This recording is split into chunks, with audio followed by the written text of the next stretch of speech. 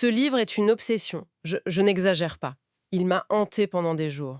On parle de La Serpe de Philippe Jaénada. Oui, et on plonge dans une histoire de meurtre, d'injustice, mais au-delà de ça, au cœur de tout, il y a cette relation dévorante entre un père et son fils.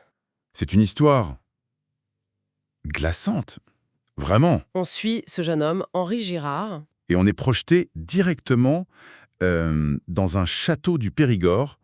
On est en pleine occupation, octobre 1941, Et là, l'horreur. 3 corps. Découverts massacrés à la Serpe. Le père, la tante et la bonne. Le seul survivant, c'est lui, Henri, l'unique héritier d'une fortune colossale. Et sa version des faits, il prétend avoir dormi pendant tout le carnage, n'avoir absolument rien entendu. C'est un point de départ qui est complètement fou, non? Toutes les preuves, absolument toutes, s'accumulent contre lui. Son arrestation, son procès, ça semble n'être qu'une formalité. C'est sa vie qui est en jeu. Alors, si on regarde de plus près, parce que dès le début, le portrait qui est fait d'Henri Girard est sans appel. Ah oui, il a tout du coupable idéal. C'est ça, on le décrit comme un jeune homme arrogant, capricieux, un vrai panier percé. Le cliché absolu du sale gosse de riche qui dilapide la fortune de la famille sans le moindre scrupule. Il n'a aucune sympathie, ni de l'opinion, ni des enquêteurs. Et son comportement le jour du drame, ça va juste sceller cette image. C'est ce qui frappe tout le monde. Oui, raconte. Alors que les corps de son père, de sa tante, de la domestique, gisent encore dans le château, dans des mares de sang, lui, il se met au piano. Au piano. Oui, impassible. Et il joue du Chopin. Cette image, je n'arrive pas à m'en défaire. Le silence, la mort et une sonate de Chopin, c'est soit de la psychopathie pure, soit un état de choc total. Pour les gendarmes qui débarquent, le choix est vite fait. Évidemment, pour eux, c'est la preuve d'un sang-froid monstrueux. Ça renforce leur conviction. Ils tiennent leur homme. Et puis, il y a les faits, les preuves matérielles. Oui, parlons-en. Parce que le château, c'est une véritable souricière. C'est exactement ça. Tout est fermé de l'intérieur. Les portes, les fenêtres, tout est verrouillé. Aucune effraction, rien. Personne d'autre n'a pu entrer ou sortir. On est dans un huis clos parfait. C'est un scénario d'Agatha Christie, mais en beaucoup plus sordide. Et ce n'est pas tout. Il y a l'arme du crime. La serpe, oui. Et le pire, c'est que cette serpe, elle a été empruntée par Henri lui-même. Non? Si, à des voisins, 2 jours seulement avant le drame. Et le prétexte qu'il donne est jugé. Complètement bidon.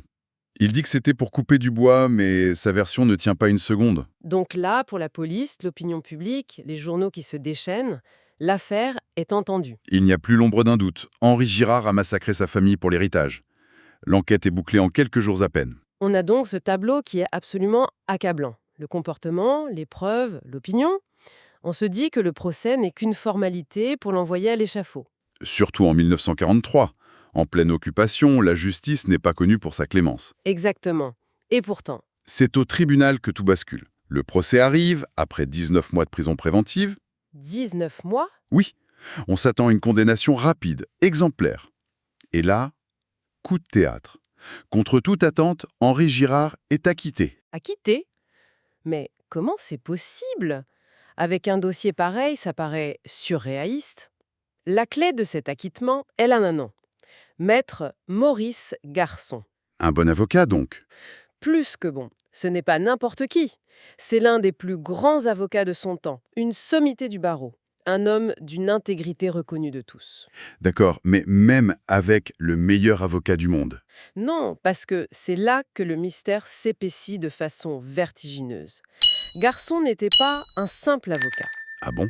C'était un ami intime, l'un des meilleurs amis de Georges Girard, le père assassiné. Attends, une minute. L'avocat du suspect numéro 1 est le meilleur ami de la victime.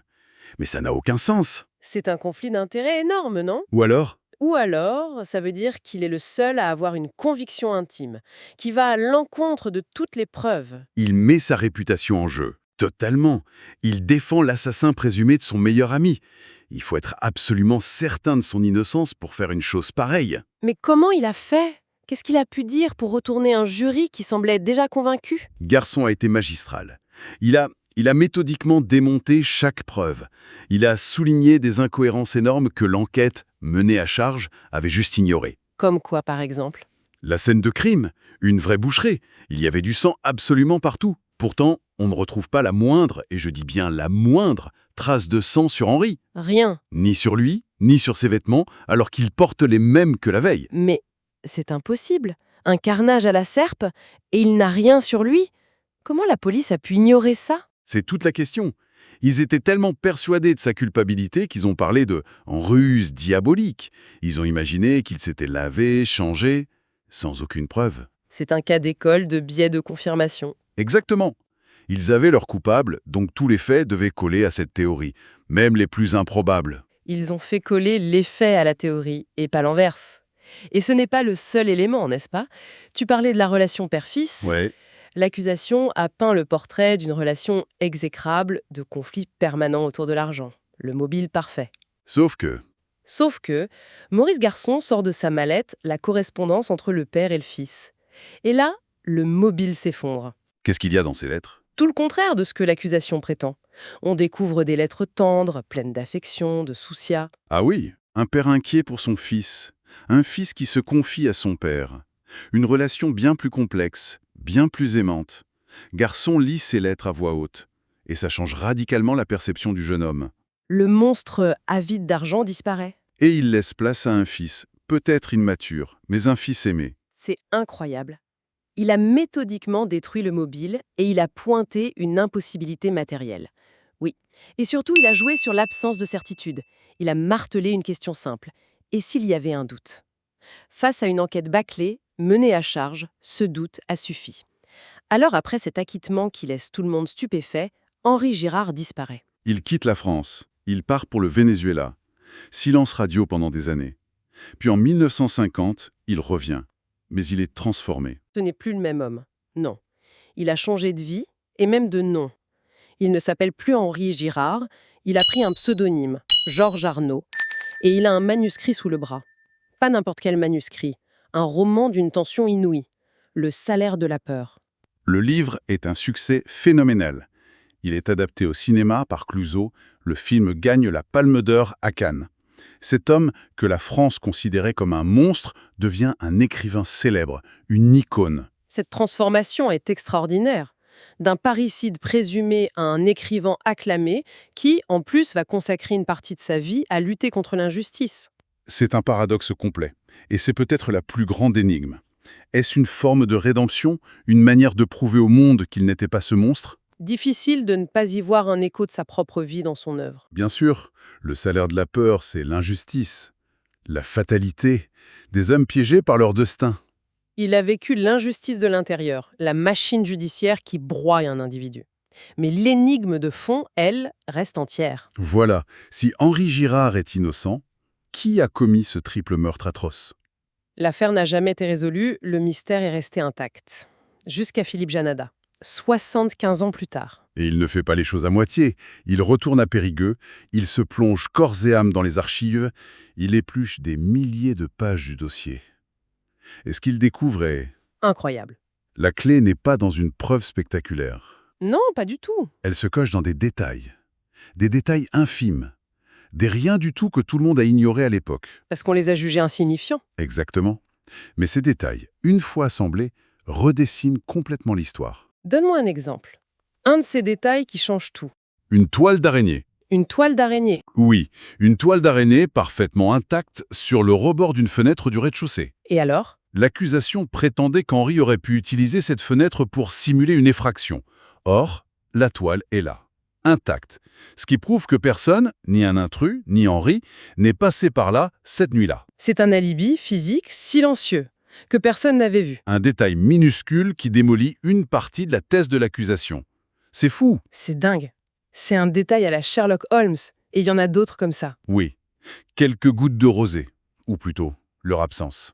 Le portefeuille d'Henri est retrouvé dans le parc le lendemain matin. Prétendument perdu pendant sa fuite, c'est ça. C'est ça, une des preuves qui l'accable.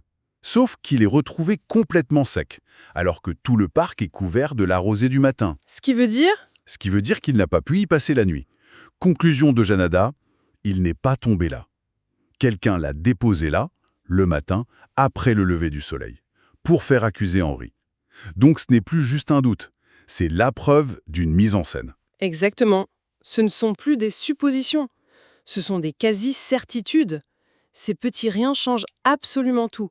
Ils racontent une toute autre histoire. Et Et ils désignent un autre coupable. un coupable qui était là, sous les yeux de tous, depuis le début. Et pour découvrir comment ces détails font basculer toute l'affaire, eh bien, il faut lire le livre. Tiens, justement, ça me fait penser, j'ai une bonne nouvelle pour vous qui nous écoutez. Ce livre est disponible sur Audible et vous pouvez le récupérer gratuitement en cliquant sur le premier lien dans la description.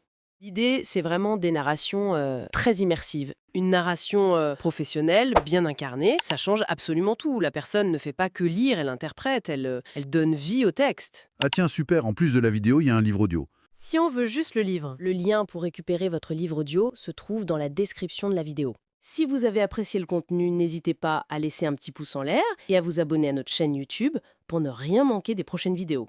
Pour ma part, je vous donne rendez-vous très bientôt pour une prochaine vidéo. En attendant, je vous souhaite une excellente fin de journée ou une agréable soirée et à très vite.